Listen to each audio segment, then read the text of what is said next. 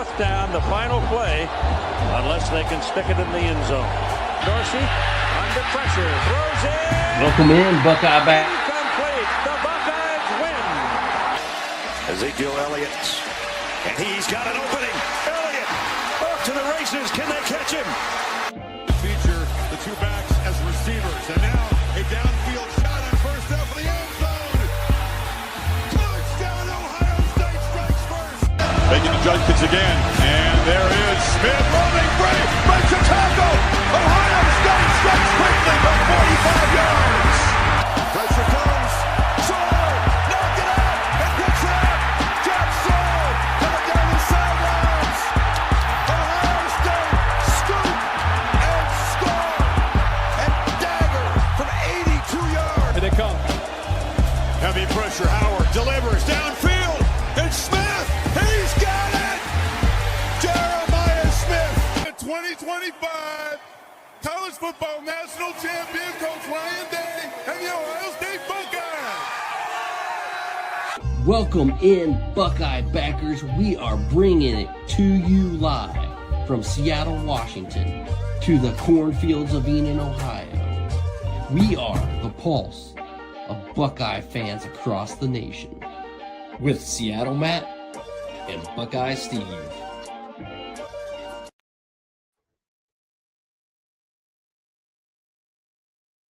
Welcome in, Buckeye backers. It is just another day, another week. At least that's what Ryan Day's been saying. It is rivalry week. We are ready. We are here with Gareon Conley. Welcome to the show. We got the 2017 first-round draft pick, national champion, and 4-time Gold Pants recipient. I also forgot to mention you have an island named after you. How's it going, man? I'm good, man. Appreciate you having me on. I appreciate you being here. The first thing I want to ask you really is about the rehab process. You're trying to make that comeback, getting back into professional football. How's that going for you, and where are you training at?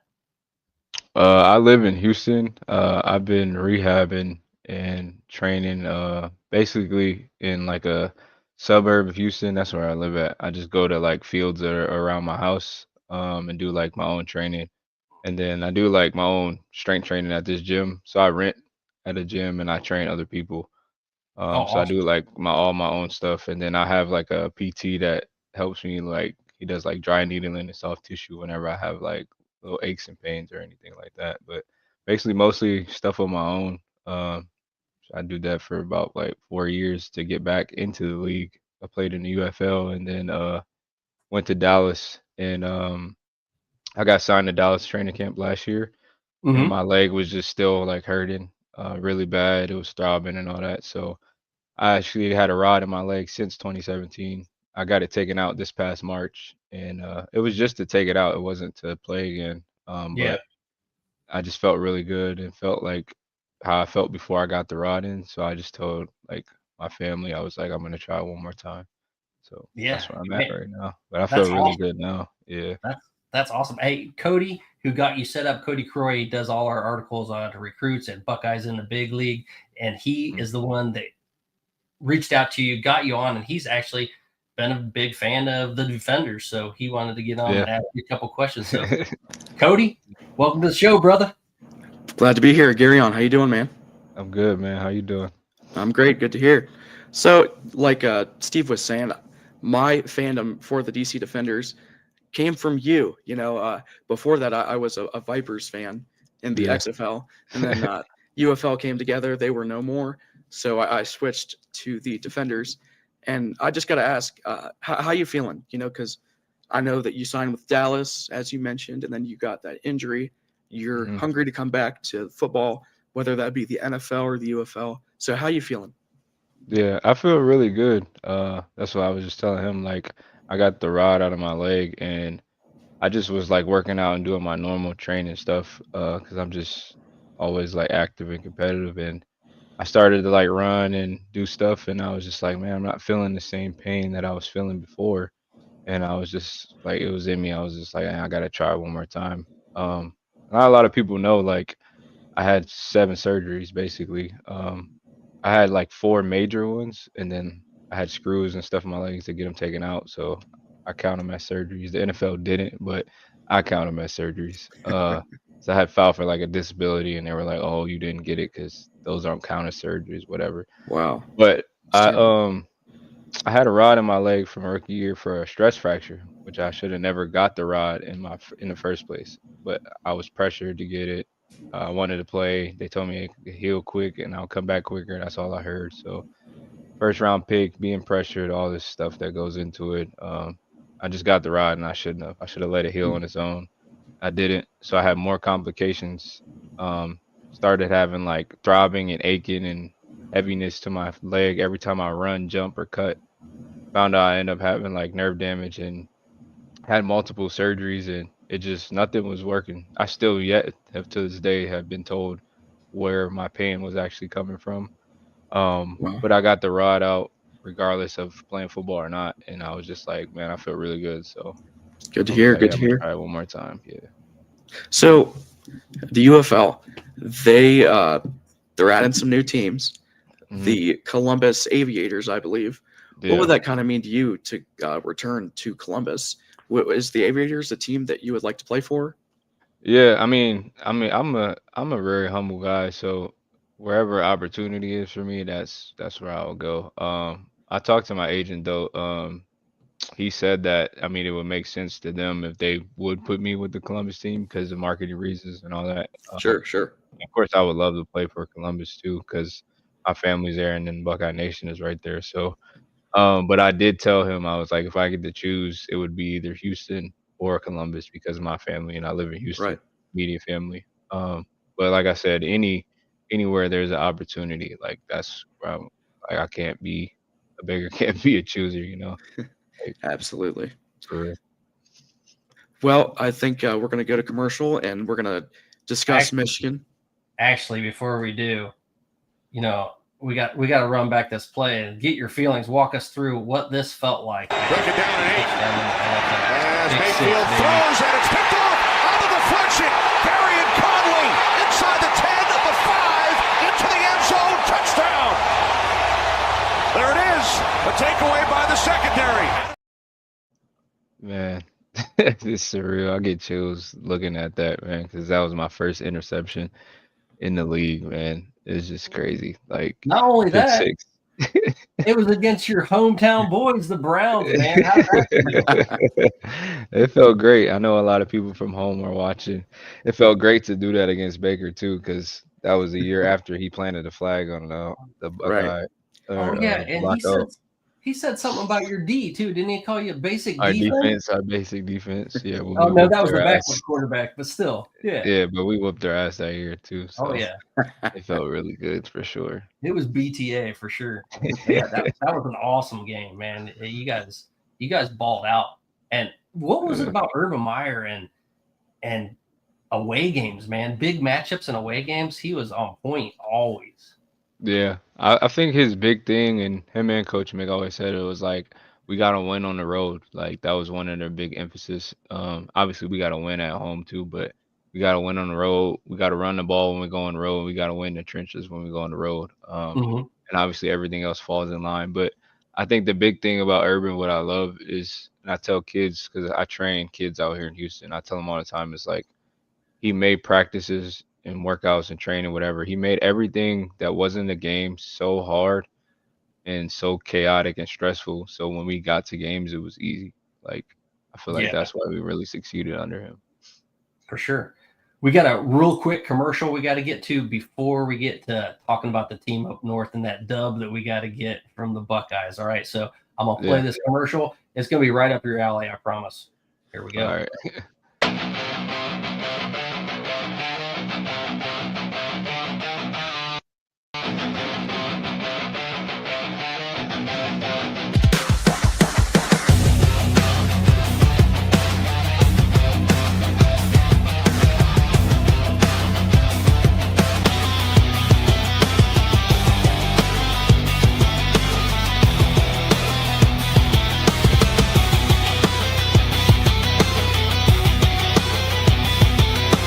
Time and tries to get it to Williams, intercepted by Gareon Conley along the sidelines. Cut that. He anticipated the route going out to the corner. Lobs it out, intercepted. Coming up to make the pick was Gareon Conley, who read the quarterback and closed in. Conley sitting there in zone. I think he was expecting man-to-man, and Conley jumps the route. Winnie Brick down the sidelines, a risky throw, diving attempt, picked off again by Conley. His second interception tonight. And then running stride for stride with Wheelwright. This is just exceptional. They're going to take a close look to see if the ball touched the ground. It looked like his right elbow, right arm got underneath the ball. Side is 5. That's a wobbly one downfield, and it is intercepted by Gareon Conley. Mayfield to throw. Steps in near side. Broken up at the last moment. Great job, Gareon Conley. Man. There we go. There's that basic D. Man, so what we really wanted to know, and we got to start off with, Cody, just ask him about that commitment that he had to start it all off, man. Yeah. So this game, I would imagine it holds a little more weight in your situation because you were a former Michigan commit. Yeah. Kind of take us through that process of not only decommitting from the Wolverines, but then flipping to your hometown, Ohio State. Yeah. I was a hooper growing up. Never played football until 7th grade was my first time playing football. 8th grade, I played quarterback. And then freshman year, I didn't play at all. Sophomore year, I was number 97 on JV. Didn't even get in on JV. And then my first year of varsity football was my junior year, and I played corner for the first time. And I did well. I got an offer from Northwestern and like a couple other schools. And then Team Up North offered me, and I went on a visit. That was my first college experience, college visit experience, everything. And if you go on a recruiting visit, they try to get you to commit. They do everything they can. They show you all the bells and whistles. They tell you they want you to play all this stuff. So Right. they asked me, they're like, you want to come here? And I'm just like, hell yeah, I want to come here. Like, I want to go to college, So that was a verbal commitment. And it was like, I didn't know that meant like verbal. I didn't know anything about like college recruiting or anything. So I didn't take it as like, oh, I'm committed and I'm coming here. It was just like, yeah, I'm gonna come here, whatever. Excuse me. So at that time, or right after that, I started to play offense and defense the next year, and I started getting more offers and looks. And I actually wanted to go to Cincinnati because my quarterback was committed there, and they told me I could play offense. I wanted to play receiver. And that's when I started to get like recruited by Vrabel and Fick and Coach Meyer. They were coming to the school, but they had not offered me. They had not like gave me a visit, anything. They were just coming to the school and talking to me. And it was rumors just going around, I guess, that I was going to visit Ohio State when really I was going to visit Cincinnati. So Greg Madison, who was the guy recruiting me at the time, he came, or he didn't even come. He called me. Who was like, "Hey, we have a no visit policy. Like, we'll pull your scholarship." So I took that as a threat, and I was like, well, I'm decommitting. And but he like told me, he was like, you don't want to go up there to Ohio State and visit. They're a bunch of liars, and they don't keep their word, whatever. And in my head, I didn't even say anything, but just in my head, I'm like, I never even had a visit to Ohio State. Like, so I was just like, but either way, I was like, you threatening me? I'm like, I'm going to decommit. But I waited until he came. So he does like his little normal checkup where he comes to the school. And I was just like, I'm decommitting. He was like, wait, why? And then I was like, I don't want to come there. Like, y'all threatened to pull my scholarship. I don't like that. So I decommitted. And then I actually wanted to go to Oregon too because they had nice uniforms. They came all the way to my practice, like from Oregon, just to watch me practice. So I'm like, I'm going to get an offer from there. And they didn't come to my rival game, and Coach Meyer and I think it was Vrabel did. So when they showed up at my rival game, it was just like, man, they like are real. And then that's when I had an official visit to Ohio State. And then when I went there on that official visit, it was just like no brainer. Like I was like, yeah, I want to come here. Urban got out that spatula, huh? Yeah. So that's why I flipped quick. And then I wanted to beat them like just because they threatened me. And the worst part, it was that Greg Madison ended up coaching at Ohio State. And I was just like, bro, what happened to them being a whole bunch of liars and all this? It's You know, crazy. It's Did you say interesting. that to him? No, he didn't. He tried not to look at me and make eye Yeah. contact when I seen him there.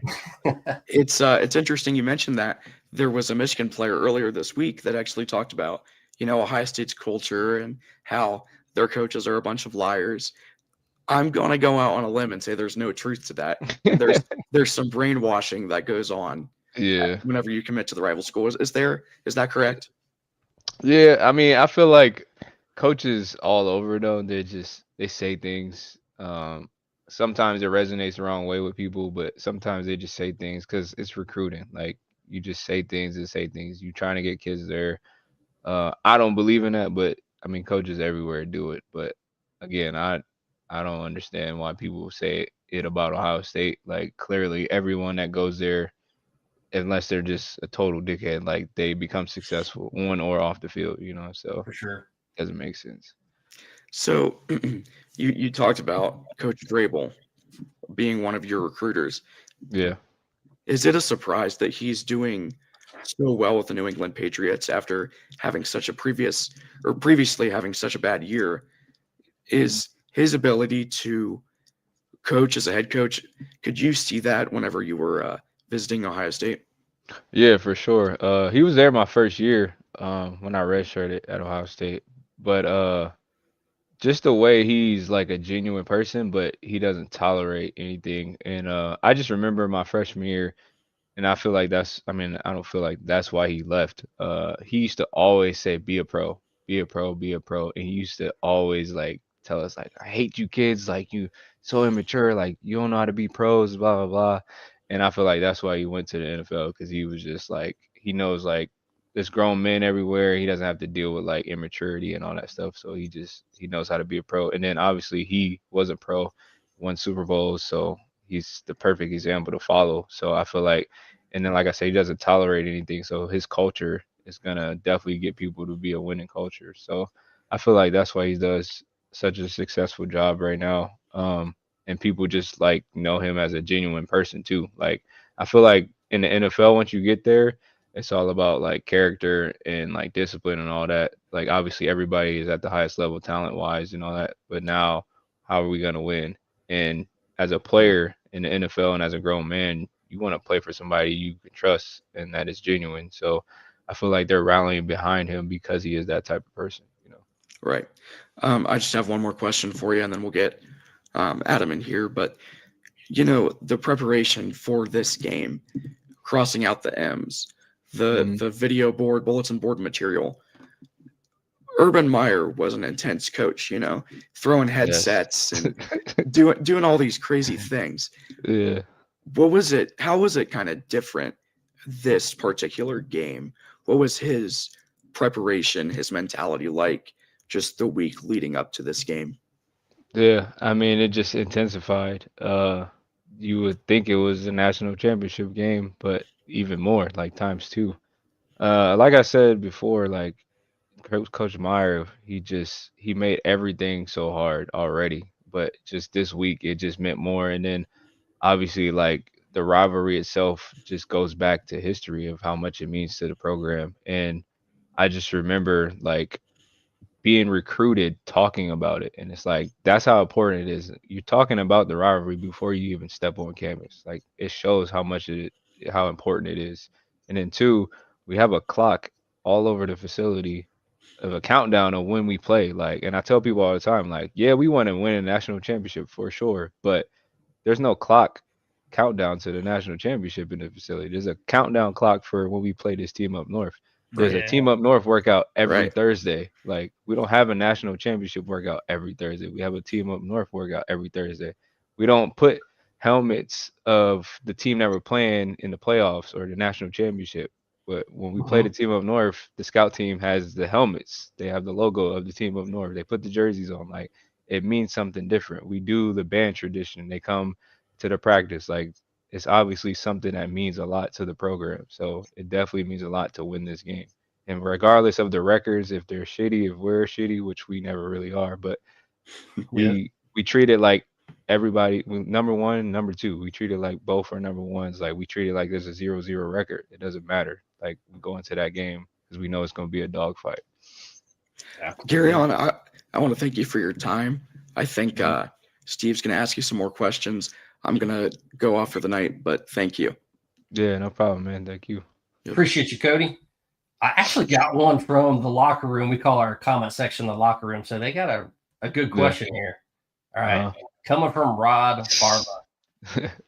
You got to rank them, the rivalries, the game, Massillon versus McKinley, and the Raiders versus the Chief. Yeah, I mean, the game is one. Just be the game is one, obviously because of the tradition and history, but it's just a bigger fan base, there's more people involved, and just the height of the player development and all the stuff like that goes into it. It's just it's one for sure. Massillon McKinley, I'm gonna go to because it's just a mini the game. Like Massillon McKinley has a tradition and a crazy history as well. But people don't even realize unless they go to the game or unless they really know about Massillon McKinley game. But like when we win the game in Massillon, like that game, we ride downtown and they close off the roads like how Super Bowl champions do. We're on a bus and everybody's out there like looking at us. We have a big bonfire like downtown. Like it's big. Like that's a big rivalry. To do all that in high school is like crazy. Like we don't even go to class for real all week. Like they paint the school, signs all over the school. Like we get out of school early on Friday, have a pep rally. Like it's just crazy. And then that's the Raiders real deal. Chiefs. Yeah, Raiders Chiefs third for sure. Man, But, that sounds insane to me. Put the NFL rivalry last.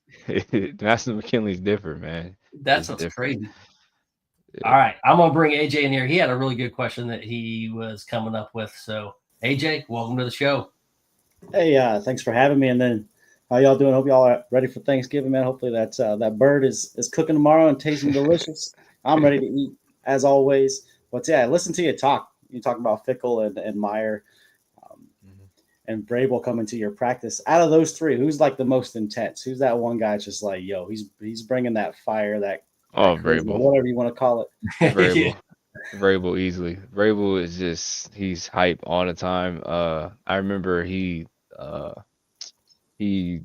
smashed his head on one of the players' helmets before the game because he was so hype. Like busted his head open before the game. Like he definitely the most hype for sure.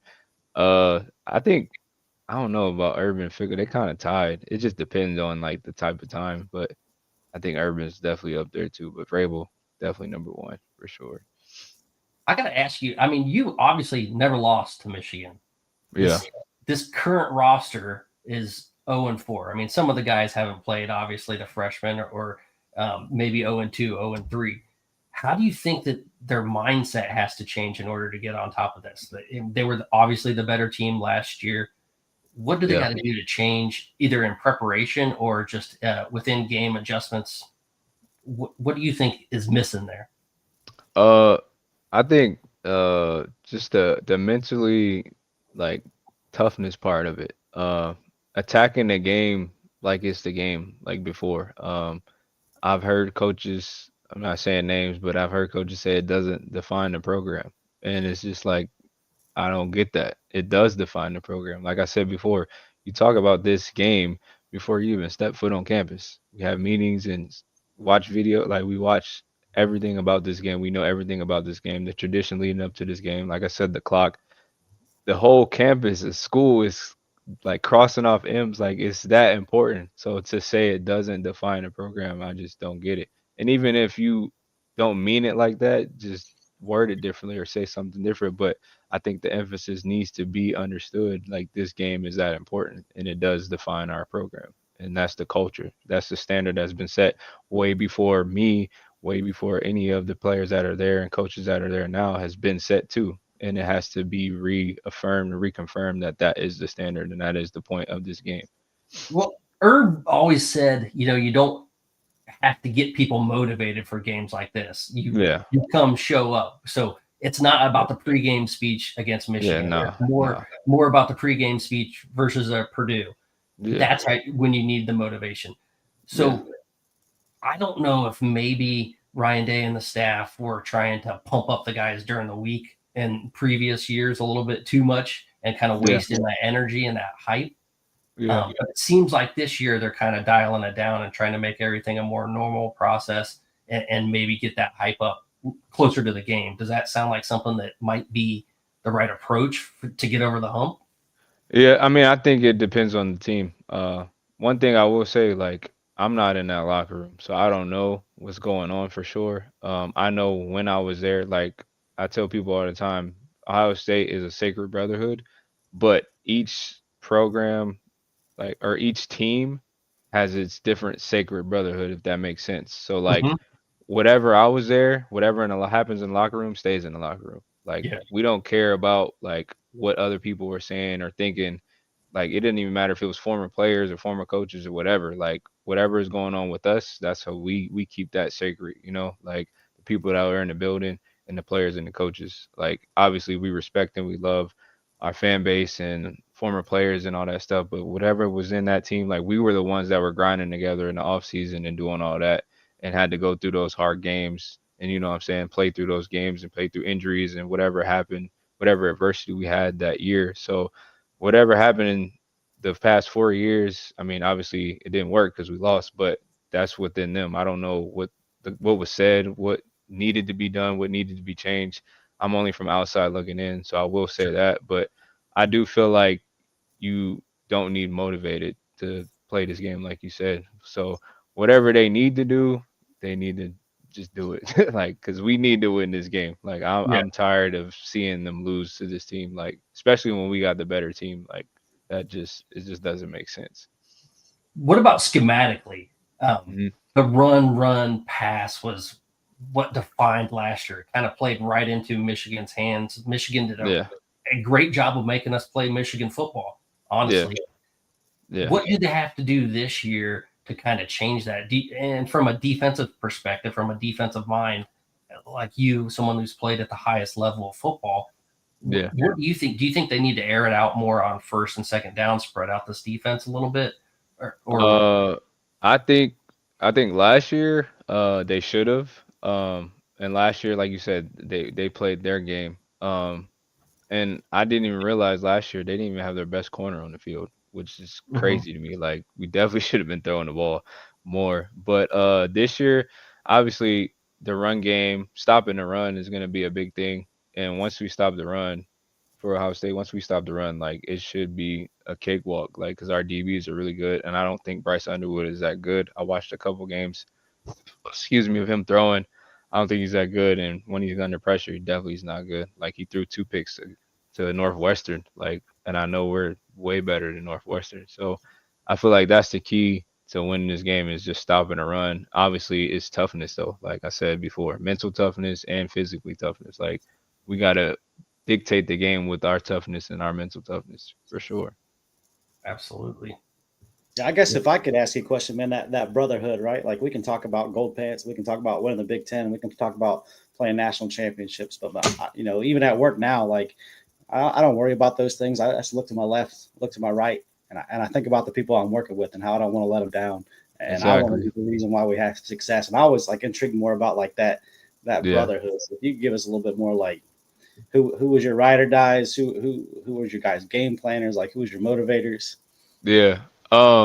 I feel like, well, it's like I said, it's different every year because we have a different team, but I would always go back to 2016. Like, that defense, like, that was just my favorite defense. And like, most of those guys are who I came in with, and then obviously a couple of younger guys, but that defense was so, like, close and so tight knit. Like, we had that, like you said, we had that brotherhood to where we didn't want to let each other down. It was not about Gareon going out there playing for Gareon. It was about Gareon going out there knowing that Malik Hooker is back there behind me, so I can trust him, and he can know he can trust me. You know what I'm saying? It's those things like that. But again, it goes back to also the off season. Like, you grind with those dudes, so you build that brotherhood naturally. Like, it's not like a thing where it's like, oh, we're teammates, we got to be like tight. Is a thing where, like, we are naturally already just getting close because I see you over there struggling through this workout. Let me help you. Or if I'm struggling this day, you help me.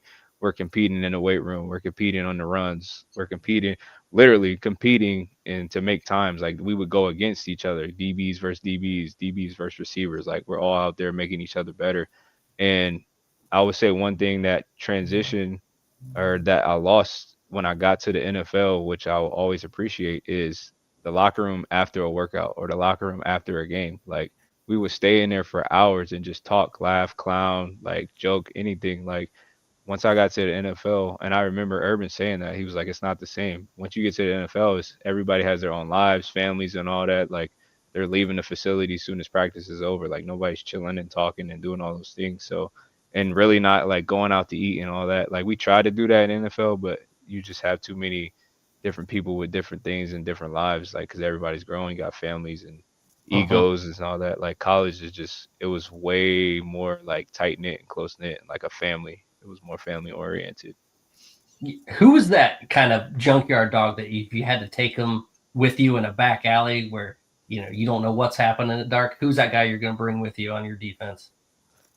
I ain't gonna lie, the whole defense, like literally, like obviously I'm gonna bring like the D line, but I promise you, like the whole defense was just, it was just nasty. Like everybody played hard, everybody was just a dog, everybody was really confident. Like we just had that fire to us. Like I literally have cleats. My cleats from the Team Up North game. I had everybody from the defense that year sign them.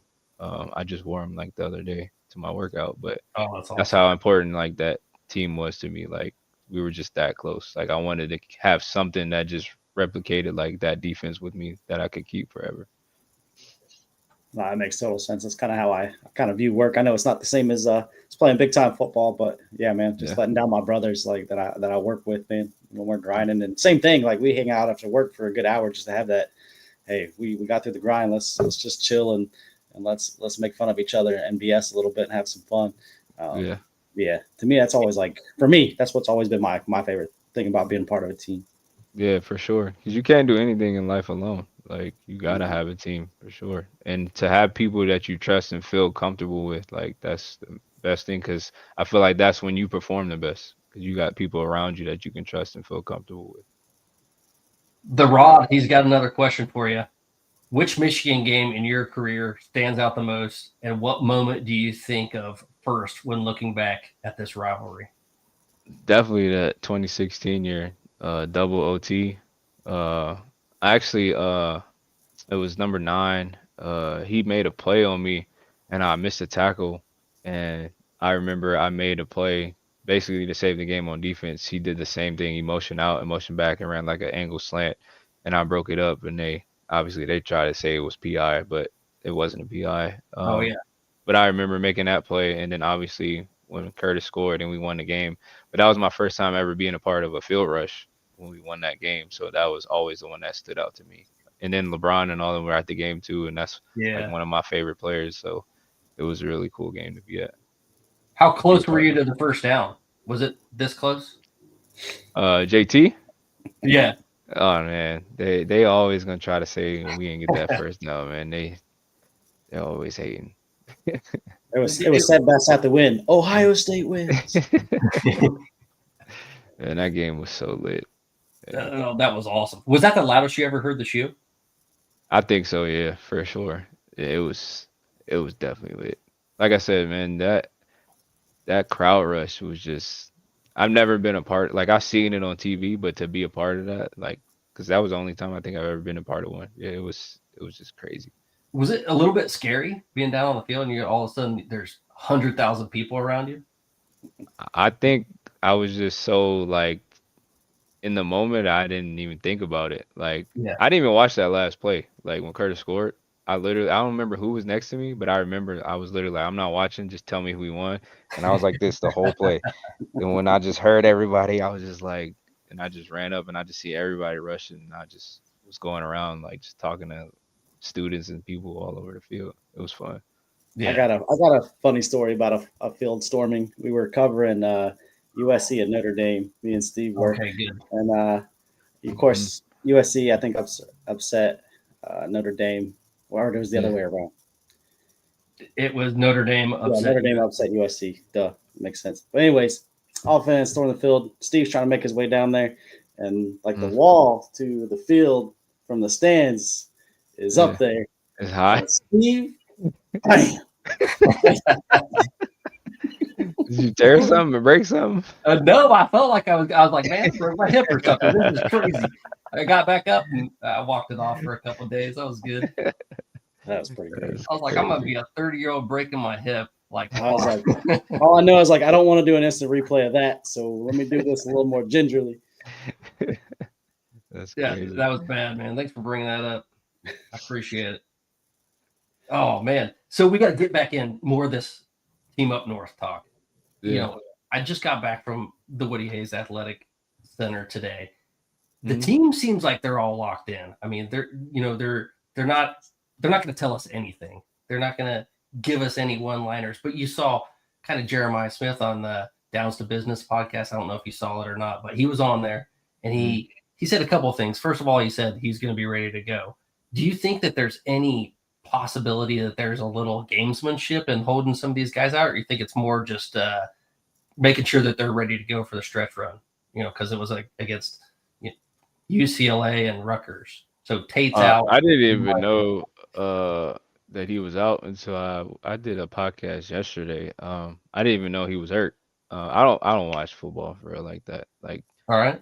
I watch a lot of film, but I Mhm. only watch like film on college when people like tell me like, oh, look at this game, or if I'm Yeah. doing like interceptions, like I do film reviews of interceptions. But I don't watch sports. Like I've just always been that way. But when I heard that he was hurt, I kind of thought about that. I was like, I wonder if they're like keeping him out to play in this game. Mhm. I mean, but if it was a thing where it was like he actually was hurt, I mean, you never would know. Like you said, they don't tell anything, so I don't think we'd ever know. But I mean, I would do it if I was a coach. Like, no need to put him out there and wearing him down when he's like kind of inflamed or kind of sore, or has like a slight strain or anything. Like when you want Mhm. him to play in this game and you're really trying to win this game. Like, I mean, it's not cheating. It just makes sense. Like they do it in NFL all the time. Like if you're Mhm. about to play in this game, I'm not gonna practice all week, or I'm gonna have limited reps or whatever. Like you have to get the player ready for the game, you know. So And really, if you're planning on going very far in the playoff, it's like yeah, an NFL schedule now. So you have to kind of have that NFL yeah, mentality you to gotta get through the preserve. season. Yeah, I only made it to the playoff once in NFL. It was when I got traded to the Texans, and none of us played the last game because we already clinched the playoffs. So it's like doesn't make sense. Like you're gonna do that, so why not do it in college? You're just trying to keep them healthy because football, you never know. It could happen at any play. You could be out there feeling great, and boom, injury happens. So it's just smart. It's definitely smart. For sure. All right, so it's Saturday before the game, right? That clock Mhm. hits zero on that last game. You're coming in to like your final, Ohio State Michigan game. Like what's Mhm. in your head? Like what's that Sunday morning feel like? What's that Monday? Like what does that week kind of entail as far as like from your own perspective? You saying like the week before the game, or Yes, like like that the? week on Saturday, the game ends, you played Purdue or whoever, right? Oh, okay, And yeah. then Sunday it's on. Like what's that week like for you, like as a person? Yeah, I mean, at Ohio State, when I was there, Sunday, we already hear it's time for war when we walk in the building. Like, we got practice. We always practice the day after the game.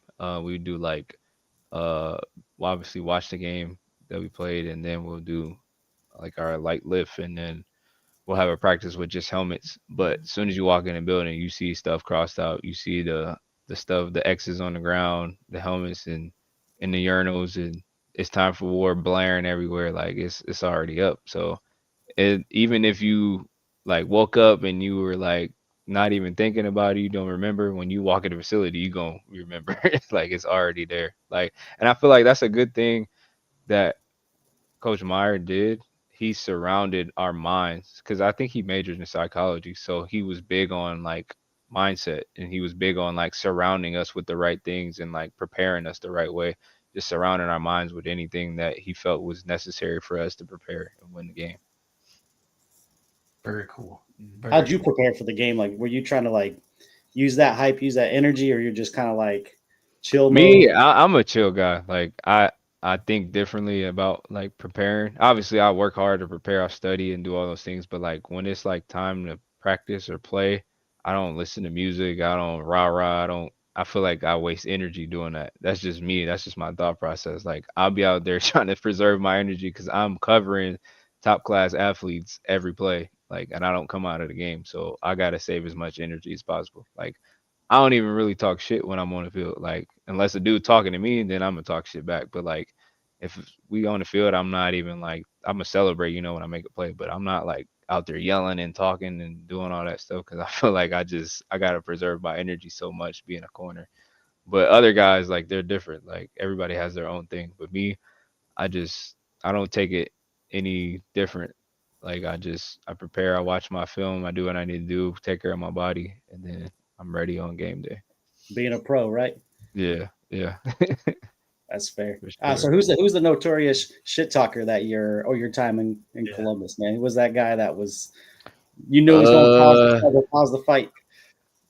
Man, we had a lot. I would say I remember Craig Fada. He was one of those guys. I think the whole linebacker room was just crazy. Like Craig Fada, we had Joe Berger, Chris Worley, Jerome Baker, Raekwon McMillan. Like I feel like they just talked the most shit. Like always, our linebacker group. It was just always just. But I feel like it was because Fick was he was always the linebacker coach, so he just had them like just ready to talk shit, just back it up too. But they were Yeah. always the guys that were just flying around, talking shit, hitting people, special teams players of the week and all that stuff. Yeah, they were just grimy guys. You guys back then were really part of what started BIA, right? Yeah, yeah. I feel like Coach Combs definitely started that with Roby and Duran, Mm-hmm. Grant, Bradley Roby, Duran Grant, and Armani Reeves in that group. I Mm-hmm. was a freshman that year. I don't know if they did it before that. I feel like it was that year. They might have did it before that, but I definitely think Coach Combs was the one that started that. And then Oh all the yeah. corners that he had were like coming out year after year. Like it just kept going up and elevating for sure. I mean, you had Marshawn Lattimore on the opposite side as you. You guys were Yeah, both, in some cases, rated 1 and 2 in the draft. So as yeah, far as cornerbacks go, man, yeah, how did that feel at practice, man? Just like how did that feel at games? You kind of knew you had the other guy's back, and he had yours constantly, and you could yeah, stay on that island like schematically. yeah. You guys could just lock up whoever they had, and then the rest of the defense could run around and make some plays. Yeah, no, it was definitely making me better having him on the other side. And people don't know, or unless they paid attention to it, me, him, and Denzel were all on the field at the same time too, because I ended up playing nickel that year. Mm-hmm. Um, so what I tell people is me, Marshawn, and Denzel are all competing for the starting spots that year. Mind you, I'm a returning starter. And I tell people all the time, my spot was not solidified. I have Denzel Ward and Marshawn Lattimore competing for it. Like I can't just act like, oh, I'm the starter. I get the spot. Like they're coming for my spot. Those are top 10 picks in the NFL draft, Marshawn going 11. But like I had to make sure I was on my shit. Like they made me even better because I had to make sure I secured my spot and they couldn't like just take my spot. But even with that, we were still brothers and best friends. At the end of the day, it was never no beef. It was never no jealousy. Still were watching film all the time together, doing extra releases after practice, all that stuff, trying to make each other better. And it ended up working out because we were all on the field at the same time. But that defense, like you said, we played cover four, man, press. We didn't Uh-huh. play. We weren't allowed to play off. Like so, it was basically cover zero. When you play cover four in his press, that's cover zero because you don't Mm-hmm. really have safety help because they're filling the alley on the run and they're playing number two or three vertical. So knowing that we had that, it was basically letting everybody else do what they need to do and make plays. So it definitely was like a confidence thing that we had to like come across during training camp and obviously during the games during that season to really be like that confident in us two to lock down so everybody else on the defense can make plays. And I feel like Jim Knowles' defense, I want to say this too, because I watch his defense. That's kind of how his defense is, but Mm-hmm. you have to have really, really good corners to play a defense like that. And I Mm-hmm. remember telling him, like, watching Penn State, they don't have those type of DBs. So people are thinking, like, oh, it's his defense that shitty. Like, it's not. He does need to understand if he doesn't have those guys, like, to be honest with himself and try to switch up the defense. But his defense is actually a good defense, but you have to have some lockdown corners to be playing cover 4 press. Like you just need it for sure. Yeah, if you don't have the Jimmies and the Joes, you can't run. You gotta come up with Yeah. some schematical changes, the, right? the And more complicated the scheme, the better Yeah. players you gotta have. That's just Yeah, what it exactly. is. I gotta ask you a little bit about the shared tunnel up Yeah. north. Did you ever run into any trouble in that shared tunnel? I did it. I was up there for that game when 2013. That was my redshirt freshman year. When they were getting into fights in the tunnel, and then Marcus Hall got in the fight and got thrown out, and Oh yeah. Dontre and all those guys. Yeah, I was just famous trying to salute. be, I was trying to be warm on the sideline because I wasn't playing. But no, I never ran across anything in the tunnel. I mean, you hear like chirping and all that, but not me. I never heard. Yeah, nothing. that was this rivalry always has something like that. There's always some type of fight. There's all some type of drama. There's Yeah. something going on. Do you expect something like that? Some little fisticuffs going on after Yeah. play a little bit. Oh at some yeah, point? yeah. There's always gonna be some cheap shot or something, some little push or like punch or something during this game. It's just that's what I'm saying. It's just that rivalry. It's supposed to be like that. Like there's gonna be a unsportsmanlike conduct penalty once or twice, maybe a couple times in this game. Like it's just that's how it goes. Like it's just it means that much to each program, or it should, you know. Yeah, Temple of Brutus is calling you out, man. He's saying in 2019 here in Houston, we called him Conley Island. Yeah, we've been called Conley Island before that, I believe. But you Yeah. just own the Jaguars receivers. Quarterbacks were fools passing your way. Yeah, no, that was one of my best games for the Texans. Yeah, that game was live. We played in London too. It was a good game. Oh, nice. I went to London twice in a month. It was crazy. How was My London? Did you have a good time? It was all right. I think going for a game is different because you don't get to experience like everything. And then me going, the food is horrible. I will say that. I don't care what anybody says. They have English one of the food. worst foods places. I agree. Terrible, but it's nice. But me going twice in a month, it was just awful because my sleep schedule was really messed up. Oh, yeah. Trying to practice and meet and eat and play, it was rough. Yeah, you can't All be right. living down in Houston and going out to London for food. Boy. You're almost in Mecca in Houston. Man, Houston So is lovely. the flag planting last year, what was your Uh, initial impressions of that? And if Ohio State does win, do you think they do anything like that? Do you think they deserve to plant the block O at midfield? I don't agree with the flag planting. I don't believe in disrespecting people. Mhm. I mean, if they do it, that's up to them, but I don't think they should do it. Especially like this day and age. I don't even think you should do it back then, but like this day and age, it's too much stuff going on. Too many people are shooting and taking things to heart too seriously. Nobody really fights no more. Like it's just dumb. Like you see all the stuff with spitting in the NFL. Like it's just Mhm. so much disrespect going on now. It's like back in the day, it was like even if you were competing or didn't like somebody, it was just like a mutual respect at the end of the day. You know, like you wouldn't disrespect somebody that you don't like. You just tell them you don't like them, whatever. All right, but it's not disrespectful. You don't spit. You don't plant flags. You don't do it. It's just like, I mean, obviously too, social media is casting these fake gangsters like tough guys. You know, like it's just I feel like it's all for show. Like when do we start flag planting? Like if you think about it, rivalries back in the day and football back in the day was way nastier and way more brutal, Mhm. and they weren't doing stuff like that. You know what I'm saying? So it just doesn't make sense. I think it's just for show and to look tough and look cool Oh yeah. and for to go viral. Like that's the main thing now is to go viral. Like And if you and can't even actually plant the flag on fake turf, it just yeah, kind of turf. looks stupid. Like I don't even get it, man. It's just I don't understand it. I I'm feel with Gary old when on I here, say it, man. but I feel old because I say it, but I'm like these kids Mhm. are just so soft mentally now. Like they try so hard to be something or not, or try to be tough, or scared to be embarrassed, or scared to lose. Like they're just so worried about what other people are thinking and to put on a show. Like it's just Mhm. annoying. I And can to see me, it comes myself. back to your original point: is be a professional, right? Like, yo, Yeah, play the game. yeah, We respect the game. We respect each other. I am here to beat you. Don't get it wrong. yeah, But like, yeah, I'm not here to like. You can have a competitive rival and not just be disrespectful. Like, Yeah, there's some exactly. people I want to beat, but I'll still shake their hand. Yeah, exactly. And then even with that, like talking shit on the field, like people do that all the time. But like there's a fine line of like talking shit. Like don't be calling me out my name or Mhm. talking about my family and stuff like that. You know what I'm saying? You could say I suck, you could say I'm ass, whatever. But it's just like it's a fine line of disrespect and just competing and talking shit, you know? Like Mhm. I just feel like people just take it too far nowadays.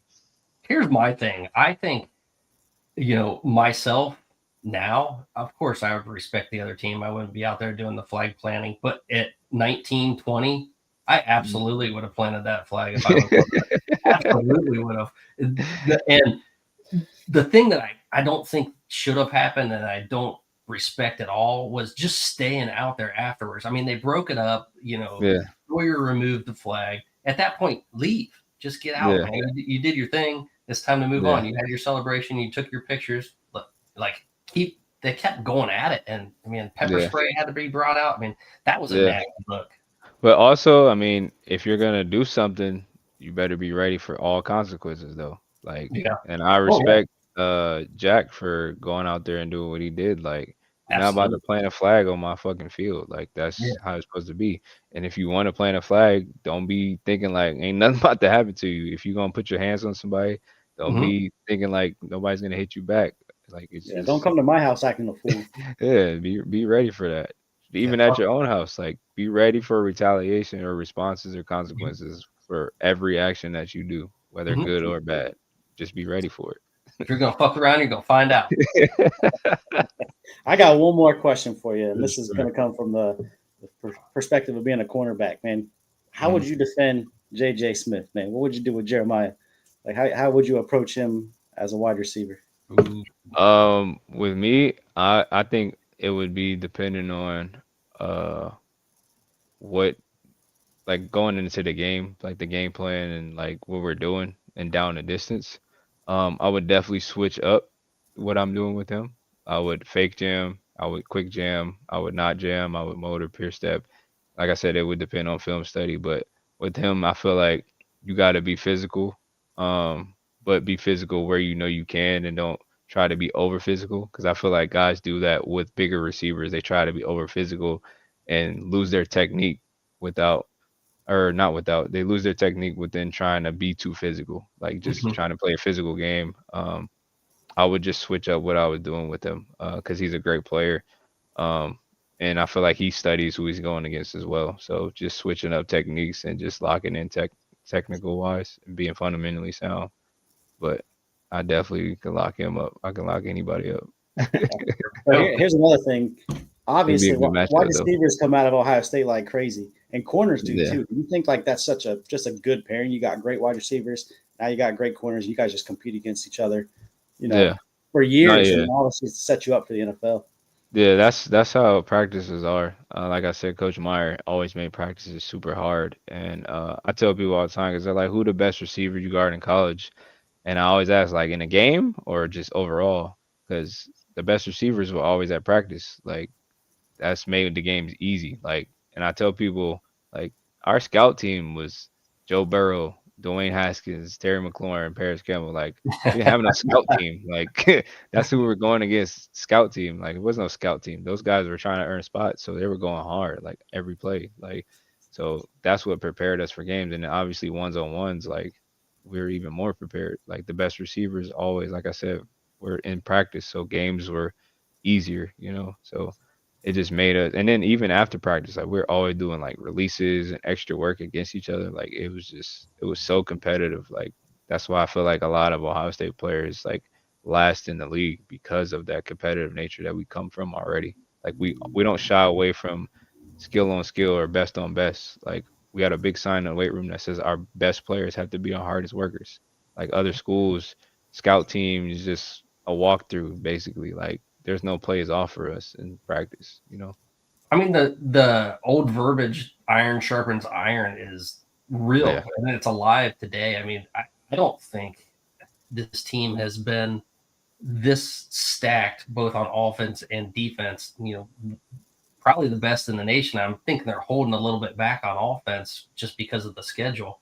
yeah, Man, that makes everyone better. Like you said, even across the field, when you had Marshawn Lattimore there, it made you better. You think Yeah. this team is just getting better at practice every single week? Yeah, for sure. They are a complete team, basically. Yeah.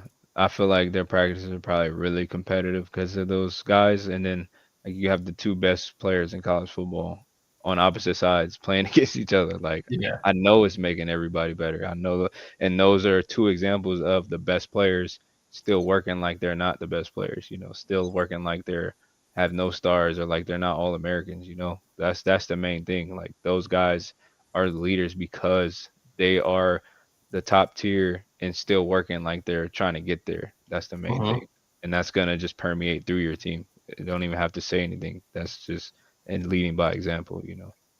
So on the outside looking in, as Asian posturing says, they won't plant the flag because the culture is too good. The Yeah. culture at Ohio State seems to be second to none. Five-star players, five-star families, five-star culture is what we like to say. Yeah. Do you see that on the outside? Can you tell that inside the Woody Hayes, the culture is just the best of the best? Yeah, I mean, it's just the standard. I feel like the standard has been, like I said, set before even when I was there. And it's a goal to uphold that standard, obviously, and then to evolve and get better at it, and just keep it consistent. I feel like that's the reason why greatness is greatness, because it's consistency. It's not because we have one good year or one good team that's just professionals. It's every single year we keep doing that. And that's why people who want to go to Ohio State go to Ohio State because they want to be a part of that culture. Mhm. There's only one more question I have for you, man. Mhm. And how did it feel to lose to Michigan? Oh, wait, you never did. Four gold pans, man. That's Flipped awesome. and went to get four gold pants. Where are those at now? I have one here, and then my mom has. I think she has two. Either her or my stepmom have two. Nice. But they have the other three. But I have one here. Cool. Yeah. That's Right pretty on. awesome. I got one more thing. What's your message to your fans, and then the fans of Buckeye Nation heading into this week, and you getting back to the NFL? Fuck that team up north for sure. But I would just say I appreciate like everyone supporting me through these years as it's been a rough NFL career. But one thing I will never ever like take for granted is the Buckeye Nation. Like I have so many people that just support and just people don't understand how, like all the stuff going on with like the players suicide and all this stuff. Mhm. People don't understand how much like it means to just have people to like support mentally. I'm not going through anything like crazy. But just like when somebody just says like have a great day or you're gonna get back into the league or just positive stuff like because you look at everything like I'm not focused on like comments and all that stuff, but you look at it, everybody does. People who act like they don't like I don't care. I don't like you do care. It just Mhm. depends on how you respond. But when I just focus really on positivity, and that's what I've been doing the past couple years. And I just want to say I appreciate it from Buckeye Nation, and even the negative comments towards people that say negative comments for me, they always got my back. Like they're talking shit to other fans, and like people that are talking shit to me, like they just really support. So I definitely appreciate like everybody that's been supporting me, and I'm definitely gonna make this comeback for all my fans and all my family for sure. Hey, man, when you make the comeback, we will be here supporting you. Hopefully, we get you back on and you get to have that big smile and Yeah, congratulatory get back on to the professional career because March 5th, 2025, you got that rod taken out and yeah, you feel like a new man. yeah, Just keep working, man. Keep grinding. I see the videos on Instagram and everything that you got going, and keep working out. You'll make it back, man. And I'm yeah, proud of you. Because it's easy. It's easy to give up. It's easy yeah, to say, I'm done. But football's a hell of a game, man. And you can make it at the highest level. Keep going.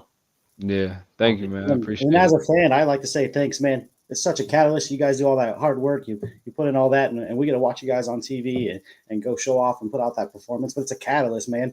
It brings all of our friends together. It brings our families together. Like it's a holiday watching Buckeye football, right?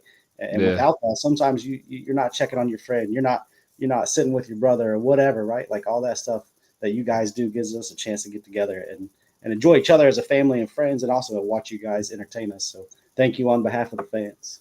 Yeah, no problem. Thank you. I appreciate y'all. Yeah, thanks for joining us. Good luck with rehab. Have a good rest of your day, and happy Thanksgiving, man. So happy Thanks, Thanksgiving. man. Happy Thanksgiving. Go Bucks. Go Go Bucks. Bucks. Appreciate it. Man, that was awesome. Yeah, Great, yeah. man. What a humble dude and easy going dude. Just the fact to take his time out in the rehab process to join us, awesome. So if you're not following him on Instagram, on Twitter, go follow Cody Conley's Island. Man, it's gonna be awesome. Yeah, And I almost man, said what a great guest! Like all just the super coaches, easy to, super chill, super easy to talk to. Like man, awesome having him on the show. Awesome to get his perspective on the game. Like much respect. So do we want to get into this a little bit? Do we want to get into Michigan? Do we still have time for that? Dude, I'm always ready to talk some Michigan. You know what? Bill, what do you think the matchups are? What do we got? Obviously our wide receivers against their DBs. We blow. So I think it's going to come down to defense, man. Defense. To me, Michigan's going to try to run the ball. They're going to try to go right up the middle. K-Mac. K-Mac is my guy. Maybe Houston, maybe Malone, but I think it starts right there. That's going to be the centric part of this game. Those guys got to be magic. K-Mac has been magic. Just keep that magic going for K-Mac. And then if we can get Houston to play at his ceiling, oh, man, watch out. Like, that's to me is where the game is at on defense anyway. You mentioned it, but Tywone Malone's been kind of showing out lately. He's been having some good games and kind of stepping it up at the right moment. Like just ceiling is starting to be reached. It keeps getting closer and closer and closer. So if he steps it up through the stretch run, guys like that can make their way into an NFL team and higher up rounds too. So, and you saw it last year with the way Tyleek Williams kind of worked out, and then he ended up making it drafted high, man, first round.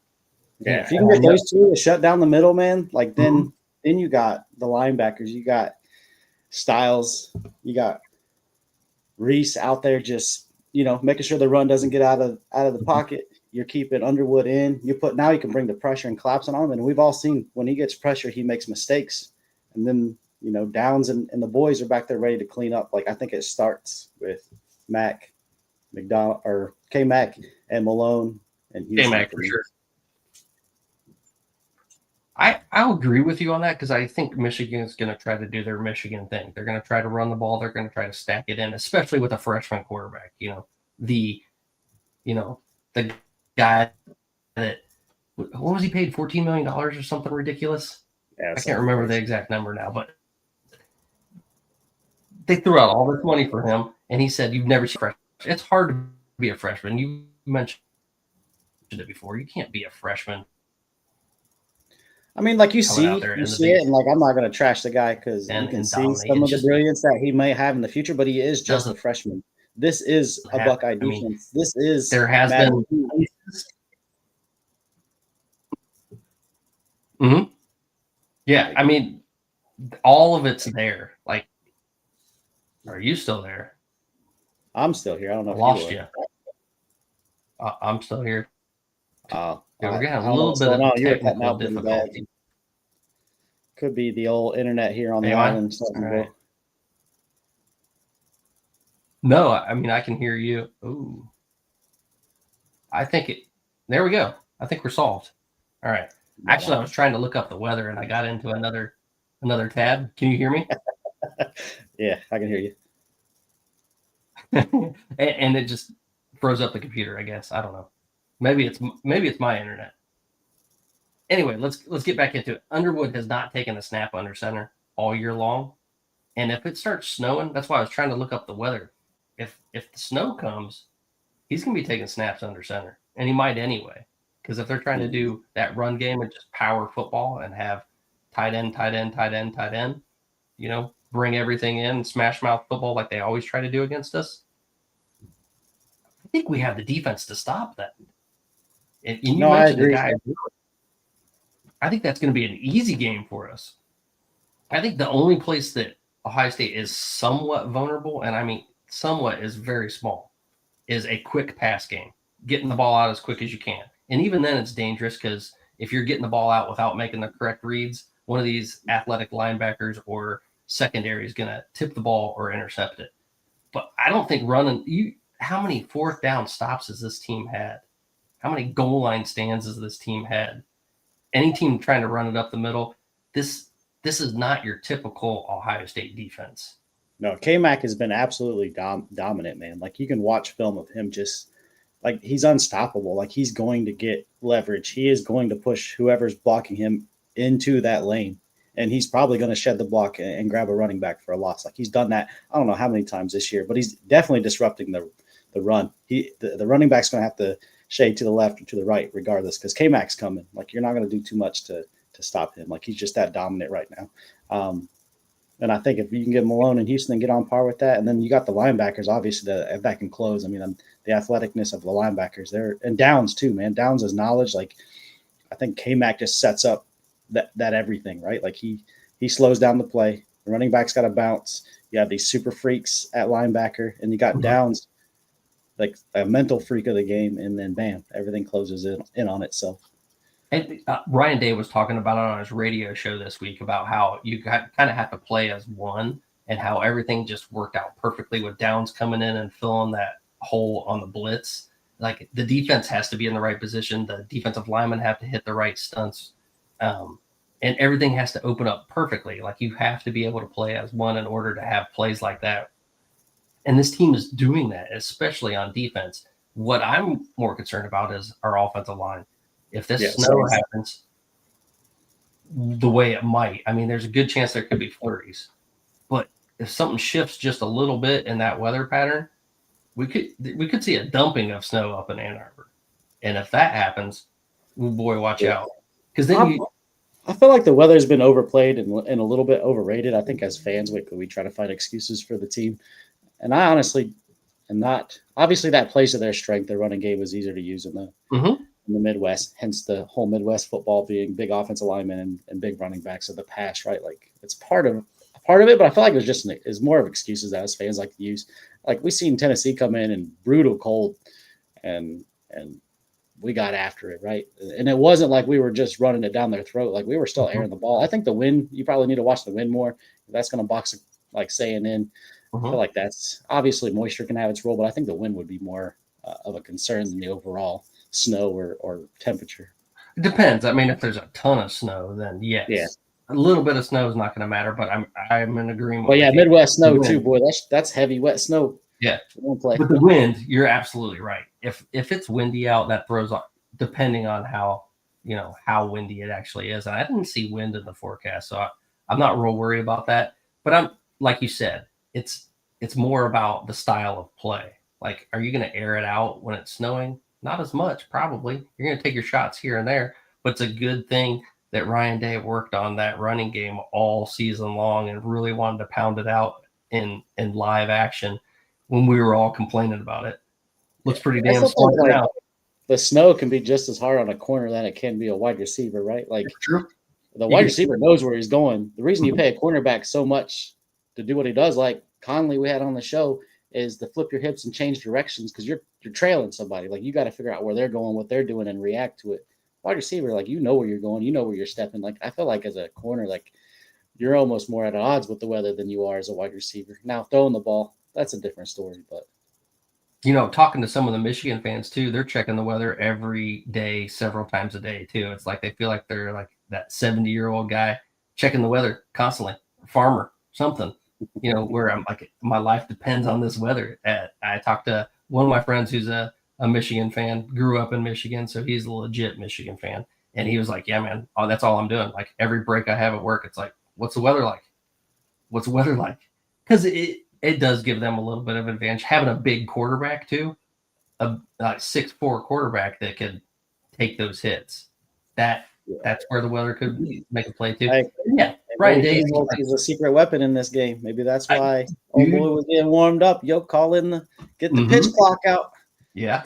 I actually was thinking that myself today when they were asking Ryan Day about the weather. And he was like, that's more of a distraction than anything to him. which I kind of agree with. That's noise that you don't need to listen to. You deal with it when it comes, not when it's actually like 3 days before. You don't know what the weather is going to be like yet. Yeah, I mean, what are you going to do? Bring in big 3 fans days out. and Yeah. bring in some fake snow company to throw it on the practice field? Like, what are you going to do, right? Like, it's at that point, you can only control what you can control and go from there.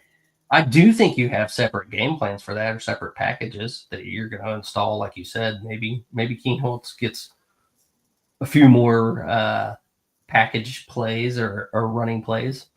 Yeah, maybe you're going to have them do 2 or 3, and now you got them at, I don't know, 5 to 8, or who knows. Yep, for sure. Anything else in particular that you're worried about from the Michigan perspective? I mean, it's the game, right? Like, general, it's in Ann Arbor. It's Michigan. They've obviously had Ohio State's number the last few years. And it doesn't matter, man. Like, I don't know, when we're on like the 6-7 game winning streaks back in the mid 2000s, man, like, you have that fear. You know what it was like in the 90s. Like, you know how, like, you just don't want to lose to them. I feel like there's always going to be that general fear of, man, another 365 days. Man, those Michigan fans that I do know gonna have to deal with their bullshit some more. Like, I don't think you ever get rid of that natural fear that's there, because you want to win so bad, and then you know what it's like not to, because you also can be the delivery of that pain to those Michigan fans. So you know what it's like to be on the recipient end, because you deliver it just as much as they give it. So, and that's part of the rivalry, right? Like, I think that's part of the fun is like the friendships and family, like I talked about earlier, but also your opponent too, right? Like, everybody wants to get on to their Michigan friend or vice versa, right? So I think there's always going to be that natural, what if this goes bad? Oh, yeah, for sure. The one guy that you have to look for is Derek Moore. He's top 10 now in career sacks for Michigan. Top 10. I mean, that's something for sure. He's been playing for a while there. He's got 9.5 sacks on the season. He's right there in front of Curry. Curry's got 9, so he's going to be a big time problem for the offensive line that they got to be ready for. So that one's going to be a huge matchup for sure. I mean, Michigan's defense as a whole, like, they're going to be the best combo defense that we have. Like, they're probably just as good as Wisconsin at stopping the run, but Wisconsin couldn't stop the pass. We probably faced some teams that couldn't stop the run but could stop the pass. But they're going to be a general good defense across the board. That's going to be a challenge. It's how do you stack up to that, right? Like, you haven't seen a defense that can do both. How's that look? You know, after talking to Gareon Conley too, I think it might have been more of just load management to get those wide receivers out too. I was kind of debating that because, the football side of me says, as a player, you want to play no matter what. But when you really have to look at how many games you have to go through, those 17 games or 16 games, that's a lot. That's so much more than you ever had to go through before. They really do have to think about taking those opportunities to take care of their body and make sure they're available to be peaking at the right time. I don't think it's purely load management, because you just talk about sitting your starters because you want to rest them, right? But I think there's it's football, right? These are grown men like smashing into each other for 60 minutes at full rates of speed, right? Like, you've seen that hit that J.J. Smith took when the tight end and the guard missed that block. He got smoked, right? Like that stuff lingers on, right? And he's probably got a little bit of this or a little bit of that because he's playing football. And I think it's a combo of, a little bit of what you're talking about and a little bit of resting up and kind of letting those things heal. So we should see them both this Saturday. Arnell Tate, Jeremiah Smith make an entrance in Ann Arbor and make a difference in the game.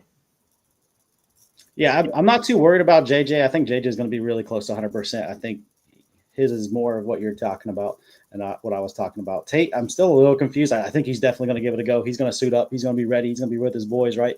But I don't know if he's really got something seriously going on and it just doesn't go well and he goes out there and gives it a try and has to be benched. But he's going to give it a go, I think, for sure. Bo Jackson's high school's in Cleveland. His experience should have no issues running in slippery if required. I agree with that. Having some Ohio boys, number one, helps with playing against Michigan. Number two, it helps with the weather. We have bad weather in Ohio. It's not going to be a problem. And the cold, they played in cold last year. Guess how good they did in the cold against Tennessee? Yeah, whoopsie daisy. Yeah. Go ahead and come out with your shorts off. See what happens. And Temple of Brutus here in the locker room says, great commentary, AJ. Kick-ass show. Happy Thanksgiving, y'all, from West Houston Burbs. Happy Thanksgiving, my man. Yeah. Hey, that Texas food, man. We were talking about it earlier. Woo, that food down there. Mecca, man. That's the good stuff. That's the good stuff. I actually haven't spent any time in Houston. I'm not gonna lie. I feel like the food down, like you're close enough to like New Orleans where you're gonna get that Cajun feel, but you still get a little like good Mexican food. You get that Tex-Mex, Texas barbecue, man. It's a spot. It's like right in that perfect zone right Oh, there. you know what we forgot to ask? What his favorite Thanksgiving side dish is. So what's your? Oh man, that's always a complicated question because it depends on who's cooking it. But I feel like green bean casserole gets a lot of slack. But if you know how to cook it, you know what you're doing. That stuff is delish, right? Like you got to put some work and love into it. But I think turkey, man, I don't know. There's just something about leftover turkey or just having turkey sandwiches, all the traditional stuff that you do with all the leftover turkey. I always look forward to. I got to get back to some games, maybe see y'all and do some interviews. Absolutely, Temple. Look us up. Temple of Brutus, man. Get back to Ohio, man. I moved away for 11 years. 11 years, yeah. And then I was like, man, it's time to get back home. It's nice to be back home. You know, there are things that are different about Ohio. The weather's one of them, man. When it starts to get this time of year, woo, buddy, it'd be nice to get some sunshine. But you know what? I'm missing the weather, man. I'm out here on this tropical island, and I know it sounds like paradise to everybody, but man, give me some Midwest weather, man. I gotta get tired of being hot. I get tired of being sweaty. Give me some of those chill sweater weather, man. I think when you live in Ohio, like you just don't appreciate it at the time. You think there's just greener grass, but man, I tell you, I miss it all the time. You got a score prediction? What do you think the score is going to be? I'm gonna go with let's go with the 31-13. 31-13. Yeah. I think it's going to be a lower score game. What'd you say? 31-13. I think we get hot late in the game. Halfway through the third, we start putting it on. I'm going to go 24-10. Yeah, so not that much different, but yeah, I see a game like yours, but I think Underwood is going to have a turnover late that's going to take your 24 and turn it into a little bit more points. But see, I definitely think that he's going to have a turnover. And he's going to be due for at least one, being a freshman quarterback, being out there against this defense that's going to be absolutely confusing to him. So I think they're going to have a different game plan. They're going to have to get him out on the edge and run more, like run pass options and bootlegs. And then maybe even quarterback powers. That's the only thing I can think of that I would do if I were them. I mean, they don't really have wide receiver threats. He can't throw real well, and our defense is just the best. I mean, first in the nation in almost every category. Yeah, I mean, Marsh is getting hot for them. Marsh is starting to step up big time as a wide receiver for him. Obviously, Marshall, what's his health look like? What's our defense look like against Marshall? Like he's definitely looking talented, despite all the stupid things he had to say on his little conference there. But you know, he's a talented young man who's playing football. He's got a hurt shoulder. Obviously, I hope he's as healthy as can be and lose this game. But I think Marsh and Marshall are definitely stepping up into roles that make that offense a little bit more potent than what they were. There's been a couple people that have mentioned it, and for some of those watching that may have not watched what Marsh said, give us a little paraphrase.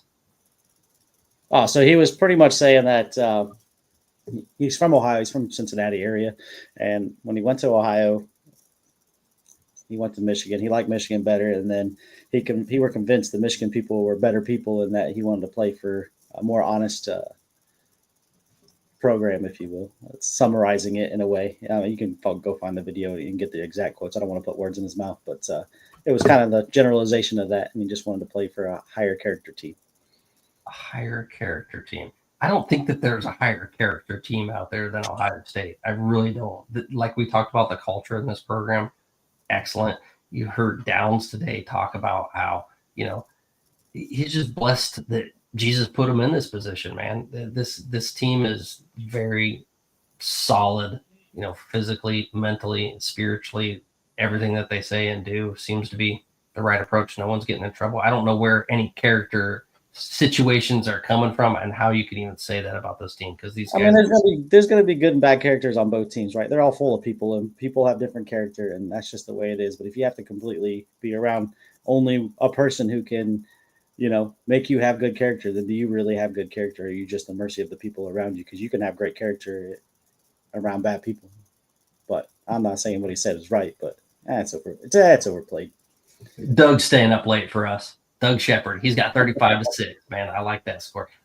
I can see this being a blowout. I can see us just, when it's time to turn up the gas, Ryan Day follows through on what he said. He turns it up. I could absolutely see that. I'm just saying, based on past experiences, this is going to be a lower score than we would think. I think it's going to be a 17-13, 21-13 type of game, like halfway, most of the way through the third quarter, and then it starts to get a little ugly. Like, I think they struggle to score, and then we start slowly racking on points, and we start slowly pulling away. It's not going to be like bombs over Ann Arbor, right? Like, I don't think it's going to be like that or anything. It's going to be a slow adding to that lead as we progress forward through the game.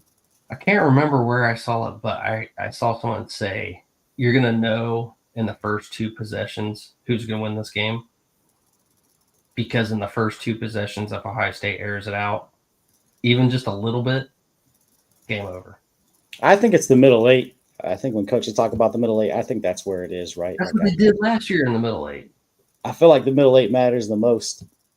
I feel like your energy after halftime, like you can go in confident, right, with a lead, and then you come out sluggish in that first 4 minutes of the second half, and that can cost you. But I think you can also flip the game 4 minutes going into the half.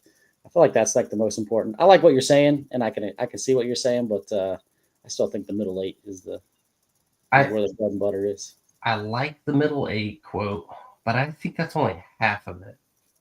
Because Lou Holtz once said it's the first 5 minutes of the game, last 5 minutes a half, first 5 minutes of the third quarter, last 5 minutes of the fourth quarter. Those are what win you the games. Now, can you do the impersonation of Lou Holtz and say that? I cannot. There is no way I'm going to tell you the first 5 minutes and the last 5 minutes of the half. That's my best one. I don't know. It's probably not wrong. Like, I don't think there's a wrong way to go about it. I think you're going to tell a lot from the first two possessions. I feel like sometimes when a game like this, when it's a rivalry game, that first 2 minutes is like everybody needs to just calm down, like breathe. They haven't got into the game. They haven't gotten to the flow. So I think like in a game like this, the first 2 minutes can maybe lie to you. But maybe in a natural game, but I think this one is like, everybody's so up here, and they have it probably leveled down to where the game energy is going to be at. I see that, but you can also exert your will mentally in any of those 5 minute chunks. Like, that was our playoff run last year. That was Ohio State's playoff run last year. We're just going to punch you in the mouth. Yeah, we're better than you, and we're going to 15 minutes of the game, and you ain't got nothing after that. Mm-hmm. And that's the attitude. They tried. That's the attitude I want Ohio State to come out with. Yeah. And that's the attitude I think they have to come out with. They have to shut it up quick. All right, we're the better team. We're going to get out early, and we're going to stay up the whole time. We're going to shut you up first 5 minutes. We're going to shut you up the last 5 minutes a half. And then we're going to come out after the break, and we're going to shut you up again. And if you get close, you know what? Towards the end of the game, guess what? That pick that you were talking about, Underwood throws. All right, now it's time to shut you up some more. Yeah, I think we're going to pull away, and I think it's going to look like a big lead at the end. I just think there's going to be some initial scaling issues where we haven't seen a defense that can stop both the run. So I think that's going to slow down the offense a little bit. But we're still going to get points. We're still going to score. They're going to really struggle to score. I think it's going to be a low-scoring game. And then once we get like that scaling issue, then I think we start to pull away just because our defense is so stout. Like, I don't think that they're going to catch up to the scaling issue because our defense is just going to be lights out. But I don't know. That's how I feel about it. And I'll take it. It's just win, baby. I don't care if it's by 1. I don't care if it's in overtime. I don't care if it's by 50. Just get the W. I think we match up well with the strength of their defense, too. Their strength is on the edges, and we have very good tackles. Philip Daniels shows up in big games. You saw what he did against Collins in Texas. Collins was basically non-existent. And if they start talking shit, he gets even more nasty on that offensive line, which is what I love about them. And then you have Austin Sareveld on the other side. Just Yeah, I think Texas is a good comparison defense-wise. It's just been Mhm. so long since we played them. Like Mhm. this, I think the scaling, there could be a little scaling issues. Like yeah, it might take a minute. Yeah. And that's why I think the offense has to show up from the start. They just have to, exert your will right from the start. Treat it like it's Tennessee. We're better than them. Come out, show them we're better right off the bat. Yeah, I think we definitely need to set up the pass to set up the run. Like, I don't think we're going to run into the teeth of that defense and set up the pass. Like, it does need to be the opposite. Maybe with Keenholz and where you got more blockers than you need to defenders. Like, maybe that's like a way you could start off the run game. But I feel like the passing game really needs to get cooking to keep the running lanes open and keeping the safeties in the corners on their toes, keeping them guessing. So I think you're right, setting up the pass, coming out, throwing the ball first 2 minutes. Like, I think that's got to be key. The run on first and second down and the pass on third, it's a failure of a system for this particular offense. And if you go look at Brian Buckeye stats, what he has on Twitter, check it out. He wrote a paper about it too. Like, all the stats are there. What we see in our eyes, what we feel as fans when you're seeing that run, pass approach. And you go with what the game gives you, man. Like, they are banged up at linebacker. So, like, maybe the running game is it in this one. Like, maybe it is a magical running game for Ohio State, and you just get what the defense gives you, right? Like, they're banged up at linebacker. They've struggled with health through the back end of this season, just like Ohio State. I still think we're in a better position health-wise than some teams are. So, I don't know. Like, maybe this is the one. Like, their injury at linebacker is going to affect their ability to stop the run, and then maybe you just lean on that. Like, I'm not saying there's not a wrong way or a right way to do it. All I know is Day is a mastermind, and I definitely cannot lecture anybody on how to run an Ohio State offense. But I hope and pray that whatever it is that's right, that they know it, figure it out, and move to it. Well, he kind of laughed when he was asked about the team meeting from last year, when Mitchell Melton kind of called him out, like, who's calling these plays, who's putting us in this position, is what's been thrown out there from the book about it. And he was like, we all need to learn from stuff. We all need to learn from our mistakes, coaches, players, everyone. And we all got to function at a high level, and we all got to, win the turnover battle out on the field. We need to block well. We need to get off blocks well. It comes down to the fundamentals in a game like this. But the way he answered that question, I was like, I really like that. And if you haven't listened to his interview from today, I would go and listen to it, because it sounds like he learned the lesson from last year. And you saw it against Tennessee. I think all of the Buckeye Nation has said it and seen it, right? Like, you've seen the product that came out of that. And a lot of that was learning that you're talking about. Like, Ohio State and Ryan Day have been a total different program, a total different team after that moment last year. And I'm excited and ready for him to apply that on Michigan. So I think you're absolutely right, man. Like, he feels different. The team feels different. The tension isn't there. And whatever the reason it was for all that tension, like, it broke. It broke the tension. But it broke in a good way, because we put the tension back on the fence, and now it's up stronger and better than it ever was. And I think the team, they want to be a historical team. They want to go back to back. They want to get that trip to Indy. They want to beat what's looking like it's going to be Indiana in Indy, and then make it 16-0 back-to-back national titles. Can you imagine that? The first ever in the history of Ohio State. That's what this team's focused on. They're focused on them, their goals, and it's hardware from here on out. Gold pants for this game, Big Ten championship the next game, hopefully, and then bowl trophies, man. I don't want to talk about playoffs. I don't want to talk about no Big Ten championship game. I just want to talk about beating Michigan, man. Let's change the tide. It used to be so good. So good.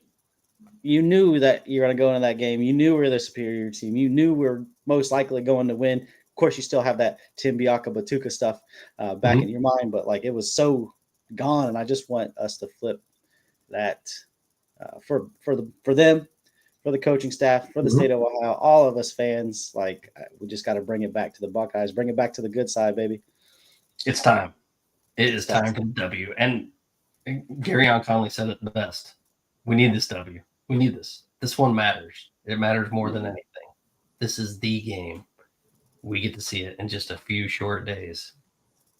That's all we have left. Like I can just hear, like, just think about going in Ann Arbor, and I just think about Troy Smith and Gonzalez. Oh yeah, at the 2-yard line. Just man, just brings back so many good memories, and the people are around then. And man, I'm excited for this game on Saturday. It's gonna be Sunday. It'll be Sunday for your boy, but same. It's time to buckle up, man. It's just around the corner.